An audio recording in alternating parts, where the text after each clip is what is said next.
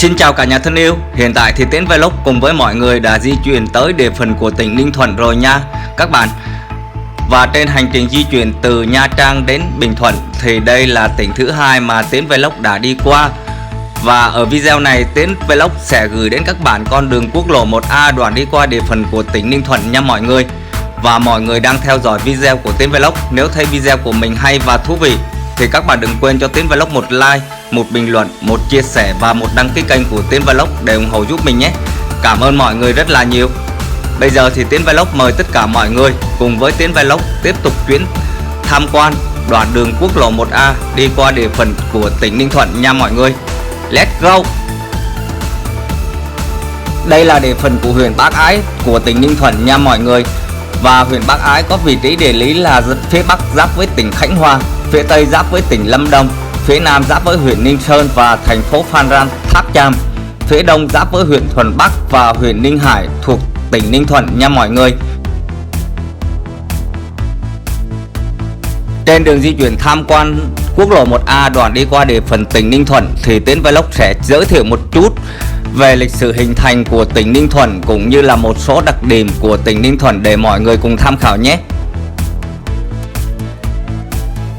Ninh Thuận là một tỉnh ven biển thuộc vùng duyên hải Nam Trung Bộ của nước Việt Nam.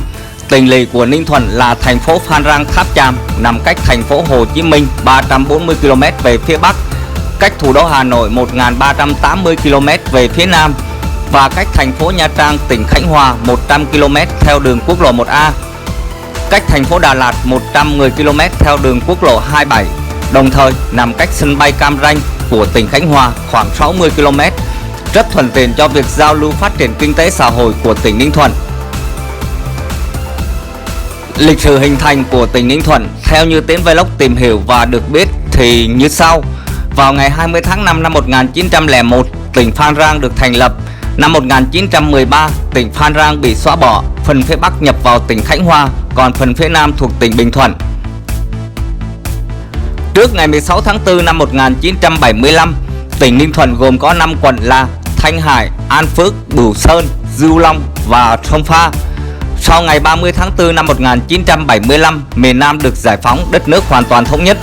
Tỉnh Ninh Thuận được sáp nhập với tỉnh Bình Thuận, Tuyên Đức, Lâm Đồng thành tỉnh Thuận Lâm. Tháng 2 năm 1976 thực hiện chủ trương giải thể hợp nhất tỉnh ở miền Nam Việt Nam. 3 tỉnh Ninh Thuận, Bình Thuận và Bình Tuy hợp nhất thành tỉnh Thuận Hải. Trên địa bàn tỉnh Ninh Thuận cũ có một thị xã là Phan Rang và 3 huyện là Ninh Sơn, Ninh Hải, An Phước. Trong thời gian là một bộ phận của tỉnh Thuận Hải, trên địa bàn tỉnh Ninh Thuận cũ có những thay đổi ở cấp huyện như sau. Vào ngày 27 tháng 4 năm 1977, từ một thị xã và 3 huyện hợp nhất thành 2 huyện An Sơn và thị trấn Huyền Lỵ Tháp Chàm và huyện Ninh Hải mới và thị trấn Huyền Lỵ Phan Rang theo quyết định số 124 CP của Hội đồng Chính phủ. Vào ngày 1 tháng 4 năm 1981, tỉnh Ninh Thuận chính thức được tái lập và đi vào hoạt động. 2 huyện An Sơn và Ninh Hải được chia tách lại thành thị xã Phan Rang và 3 huyện Ninh Sơn, Ninh Hải và Ninh Phước. Ngày 1 tháng 4 năm 1992, tỉnh Ninh Thuận chính thức được tái lập và đi vào hoạt động theo nghị quyết của Quốc hội khóa 8 kỳ họp thứ 10 ngày 26 tháng 12 năm 1991. Tỉnh Thuận Hải được chia thành 2 tỉnh là tỉnh Bình Thuận và tỉnh Ninh Thuận. Tỉnh Ninh Thuận có 4 đơn vị hành chính là thị xã Phan Rang Tháp Chàm và 3 huyện Ninh Sơn, Ninh Hải, Ninh Phước. Từ ngày tái lập đến nay, trên địa bàn tỉnh Ninh Thuận đã có những thay đổi về địa giới, địa danh như sau. Ngày 3 tháng 6 năm 1993 thành lập thị trấn Phước Dân, thị trấn Huyền Lỵ, huyện Ninh Phước gồm toàn bộ các xã Phước Dân và thôn Mỹ Nghiệp của xã Phước Hải. Ngày 28 tháng 5 năm 1994 thành lập thị trấn Khánh Hải, thị trấn Huyền Lỵ thuộc huyện Ninh Hải gồm 4 thôn Dư Khánh 1, Dư Khánh 2, Ninh Chữ và Cá Đú của xã Khánh Hải. Ngày 29 tháng 8 năm 1994 trên địa bàn huyện Ninh Sơn, xã Trà Co được tách thành 2 xã mới là Phước Tân và Phước Tiến như trước đây. Xã Phước Đại được chia thành 2 xã là xã Phước Đại và Phước Chính. Ngày 14 tháng 8 năm 1998 thành lập xã mới Phước Minh trên cơ sở điều chỉnh chỉ giới của xã Phước Nam và xã Phước Diêm, huyện Ninh Phước. Ngày 30 tháng 8 năm 2000, xã Tân Sơn thuộc huyện Ninh Sơn được điều chỉnh để thành lập thị trấn huyện lỵ Tân Sơn và xã Lương Sơn. Ngày 6 tháng 11 năm 2000, huyện Bắc Ái được tái thành lập trên cơ sở điều chỉnh địa giới hành chính trên huyện Ninh Sơn. Huyện Bắc Ái lúc này có 9 xã, huyện Ninh Sơn còn lại 7 xã và một thị trấn. Ngày 25 tháng 12 năm 2001, thị xã Phan Rang Tháp Chàm thành lập thêm 3 phường mới và điều chỉnh địa giới hành chính của các phường Bảo An, Phước Mỹ, Phú Hà và Kinh Dinh, Thanh Sơn và Tấn Tài. 3 phường mới được thành lập là phường Đông Hải, tức là xã Đông Hải cũ, và phường Mỹ Đông, một phần của xã Mỹ Hải, và phường Đài Sơn, một phần địa giới của phường Thanh Sơn và một phần xã Thanh Hải. Ngày 1 tháng 10 năm 2005, huyện Thuận Bắc được tái lập trên cơ sở điều chỉnh địa giới hành chính của huyện Ninh Hải. Có 6 đơn vị hành chính trực thuộc là Lợi Hải, Công Hải, Phước Chiến, Phước Kháng, Bắc Sơn và Bắc Phong. Đến thời điểm hiện tại, tỉnh Ninh Thuận có 7 đơn vị hành chính trực thuộc, bao gồm thành phố Phan Rang Tháp Chàm và 6 huyện, đó là huyện Bắc Ái, huyện Ninh Hải, huyện Ninh Phước, huyện Ninh Sơn, huyện Thuận Bắc và huyện Thuận Nam. Nói đến Ninh Thuận thì có rất nhiều sản phẩm về nông nghiệp nổi tiếng, ví dụ như là nho, táo, hành, tỏi, tôm giống, muối. Đây là địa phương có quy mô trồng nho nhiều nhất nước ta, được trồng chủ yếu tại huyện Ninh Phước và huyện Thuận Nam. Hành và tỏi cũng là một trong những thế mạnh của tỉnh Ninh Thuận, được trồng nhiều tại thành phố Phan Rang Tháp Chàm và huyện Ninh Hải. Ngoài ra, tỉnh Ninh Thuận còn là trung tâm tôm giống lớn của cả nước với quy mô sản xuất trong năm 2019 ước đạt 33,9 tỷ con tôm giống. Về công nghiệp, tỉnh Ninh Thuận hiện có nhiều khu công nghiệp, ví dụ như là khu công nghiệp Thành Hải, khu công nghiệp Du Long đang được đầu tư xây dựng. Ngoài ra còn có khu công nghiệp Phước Nam và khu công nghiệp Cà Ná. Về du lịch, tỉnh Ninh Thuận có nhiều bãi tắm đẹp nổi tiếng và nhiều sông suối phục vụ du lịch như suối Vàng, Thác Tiên. Các bãi biển tại Ninh Thuận như bãi biển Bình Tiên, bãi biển Ninh Chử, bãi biển Bình Sơn, bãi biển Cà Ná. Nơi đây còn lưu giữ và bảo tồn nhiều công trình văn hóa kiến trúc cổ Champa gắn liền với các lễ hội văn hóa dân tộc Chăm, nhiều tháp Chăm như Po Cà Long Grai, tháp Chăm, rồi tháp Porome ở Ninh Phước. Hiện tỉnh Ninh Thuận còn có 3 tháp Chăm được xây dựng cách đây khoảng 400 đến 1100 năm, gồm có tháp Hòa Lai, tháp Po Cà Long Grai, tháp Porome. Các làng nghề Chăm cổ gồm có làng gốm Bào Trúc và làng thổ cẩm Mỹ Nghiệp. Ngoài ra, trên địa bàn tỉnh Ninh Thuận còn có 2 khu du lịch sinh thái bao gồm vườn quốc gia Núi Chúa và vườn quốc gia Phước Bình nha mọi người.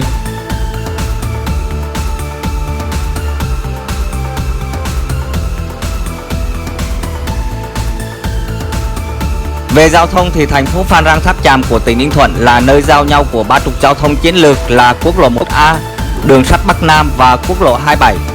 Tỉnh Ninh Thuận có quốc lộ 1A và quốc lộ 27 và nhiều tuyến đường tỉnh khác, ví dụ như đường tỉnh lộ 702, 703 đều đạt tiêu chuẩn cấp 4. Các tuyến đường huyện và liên xã được nâng cấp và đảm bảo giao thông cơ giới thuận tiện quanh năm. Quốc lộ 1A được mở rộng đạt quy mô 4 làn xe cơ giới cộng 2 làn xe hỗn hợp. Bề rộng nền đường là 20,5 m, đoạn qua đô thị có hệ thống thoát nước dọc, đoạn ngoài đô thị theo tiêu chuẩn đường cấp 3 đồng bằng, tốc độ thiết kế là 80 km/h. Đoạn qua khu đô thị theo tiêu chuẩn đường phố chính, đô thị thứ yếu, tốc độ thiết kế là 60 km/h. Thì đó là một số thông tin cơ bản về tỉnh Ninh Thuận mà Tiến Vlog đã tìm hiểu được và chia sẻ đến với tất cả mọi người rồi đấy ạ.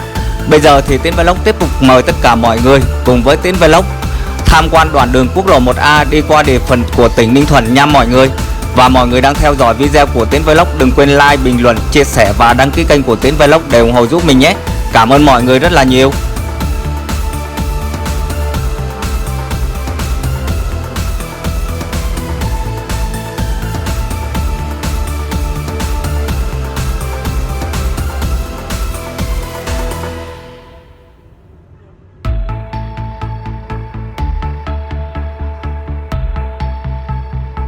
Tiến Vlog đang di chuyển qua địa phận của thành phố Phan Rang Tháp Chàm, tỉnh Ninh Thuận đấy các bạn ạ. Vì là trung tâm tỉnh lỵ của tỉnh Ninh Thuận, thành ra là khu dân cư ở đây cũng rất là đông đúc và kinh tế ở đây cũng phát triển hơn nhiều so với các huyện khác của tỉnh Ninh Thuận đấy mọi người. Tiến Vlog cũng vừa nhìn thấy cái biển thông báo là từ vị trí này cách thành phố Phan Thiết của tỉnh Bình Thuận là 149 km nữa nha mọi người. Như vậy thì Tiến Vlog cần phải di chuyển 149 km nữa thì mới tới địa phận của thành phố Phan Thiết, là địa điểm mà Tiến Vlog sẽ đi du lịch trong chuyến tham quan du lịch từ Nha Trang đi Bình Thuận của Tiến Vlog cùng với anh em ở công ty đấy các bạn. Thành phố Phan Rang Tháp Chàm nằm ở trung tâm của tỉnh Ninh Thuận, cách thủ đô Hà Nội 1.380 km về phía Bắc, cách thành phố Hồ Chí Minh 330 km về phía Đông Bắc và cách thành phố Nha Trang tỉnh Khánh Hòa 95 km về phía Nam. Có vị trí địa lý là phía Đông giáp với Biển Đông, phía Tây giáp huyện Ninh Sơn, phía Nam giáp huyện Ninh Phước và phía Bắc giáp với huyện Bắc Ái và huyện Ninh Hải. Thành phố Phan Rang Tháp Chàm có nhiều rặng núi bao quanh phía Bắc, phía Nam, phía Tây khiến cho gió mùa Đông Bắc và gió mùa Tây Nam là những cơn gió đem mùa mưa tới bị ngăn cản lại trước khi thổi đến thành phố Phan Rang Tháp Chàm. Khí hậu ở thành phố Phan Rang Tháp Chàm rất là khô và có lẽ đây là vùng khô hạn nhất của đất nước Việt Nam đấy các bạn ạ.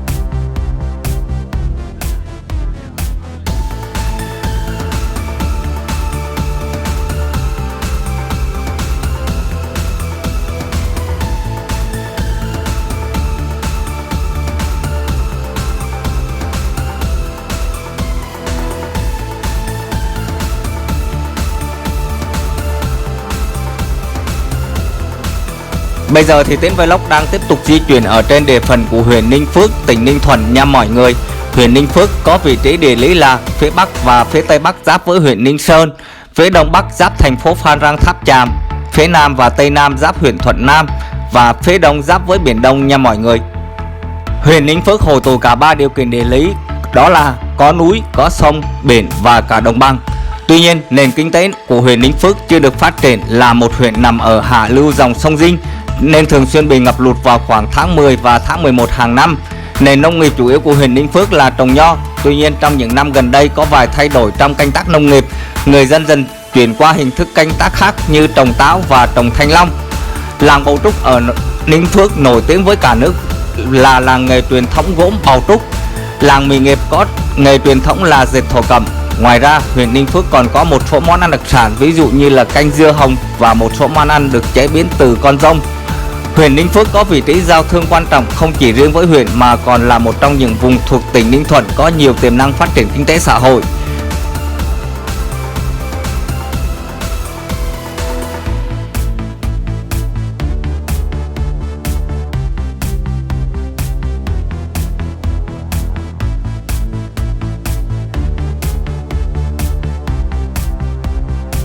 Bây giờ thì Tiến Vlog đang di chuyển qua huyện Thuận Nam của tỉnh Ninh Thuận. Huyện Thuận Nam cách thành phố Hồ Chí Minh 290 km theo đường quốc lộ 1A, cách thành phố Phan Rang Tháp Chàm khoảng 40 km, cách thành phố Nha Trang tỉnh Khánh Hòa khoảng 120 km. Huyện Thuận Nam nằm ở phía nam của tỉnh Ninh Thuận, có vị trí địa lý như sau: phía Bắc giáp với huyện Ninh Phước, phía Tây giáp huyện Ninh Sơn, phía Nam giáp tỉnh Bình Thuận và phía Đông giáp Biển Đông nha mọi người. Huyện Thuận Nam cũng là một huyện có con đường quốc lộ 1A, con đường huyết mạch của đất nước Việt Nam chảy ngang qua đấy các bạn ạ. Huyện Thuận Nam của tỉnh Ninh Thuận bao gồm 8 xã là Cà Ná, Nhị Hà, Phước Diêm, Phước Dinh, Phước Hà, Phước Minh, Phước Nam và Phước Ninh nha mọi người.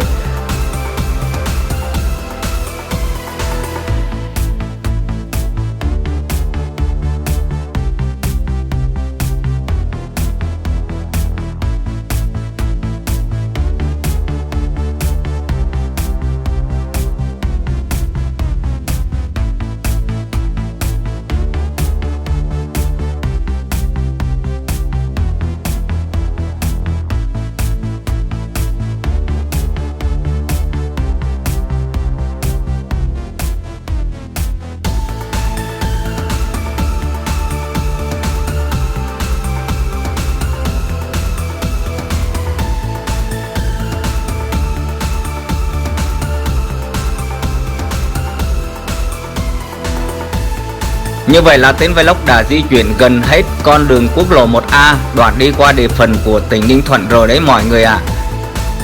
Và video ngày hôm nay của Tiến Vlog cũng tương đối là dài rồi. Chính vì vậy Tiến Vlog sẽ dừng video ngày hôm nay tại đây. Ở video tiếp theo Tiến Vlog sẽ gửi đến tất cả mọi người đoạn đường quốc lộ 1A đi qua địa phận xã Cà Ná thuộc huyện Thuận Nam, tỉnh Ninh Thuận và phía Bắc của tỉnh Bình Thuận nha mọi người. Và mọi người đang theo dõi video của Tiến Vlog. Nếu thấy video của mình hay và thú vị thì các bạn đừng quên cho Tiến Vlog một like, một bình luận, một chia sẻ và một đăng ký kênh của Tiến Vlog để ủng hộ giúp mình nhé. Cảm ơn mọi người rất là nhiều. Hẹn gặp lại mọi người ở những video tiếp theo. Xin chào và hẹn gặp lại.